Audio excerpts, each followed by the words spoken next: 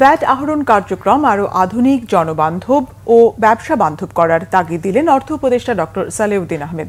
আয় না বাড়লে শুধু ধার করে দেশকে এগিয়ে নেওয়া যাবে না বলেও মন্তব্য করেন তিনি। সকালে রাজস্ব ভবনে ভ্যাট সপ্তাহের উদ্বোধনী অনুষ্ঠানে এই মন্তব্য করেন তিনি। অর্থ উপদেষ্টা বলেন, বিশ্বের কিছু দেশে কর জিডিপির অনুপাত 25% ছাড়িয়ে গেলেও বাংলাদেশের আয় এখনো 7 ভাগে আটকে আছে। আয় বাড়ানো না গেলে শিক্ষা, স্বাস্থ্য, সামাজিক সুরক্ষা বরাদ্দ বাড়ানো সম্ভব হবে না বলে তিনি জানান। অনুষ্ঠানে ব্যবসায়ী সংগঠনের নেতারা রাজস্ব আহরণে গতি বাড়াতে স্বয়ংক্রিয় ব্যবস্থা চালু ও পদ্ধতি সহজ করার তাগিদ দেন। এ সময় এনবিআর চেয়ারম্যান আব্দুর রহমান খান বলেন, রাজস্ব বাড়াতে দুর্বলতা দূর করার পাশাপাশি সংস্কার জরুরি। কাউকে জুলুম করে নয়, ইচ্ছাকৃত কর ফাঁকিবাজদের বিরুদ্ধে ব্যবস্থা নেওয়া হচ্ছে বলে জানান তিনি। ভ্যাটের সহজ সমাধান খুঁজতে আইন পরিবর্তনের ফলে জটিলতা বেড়েছে বলে তিনি জানান।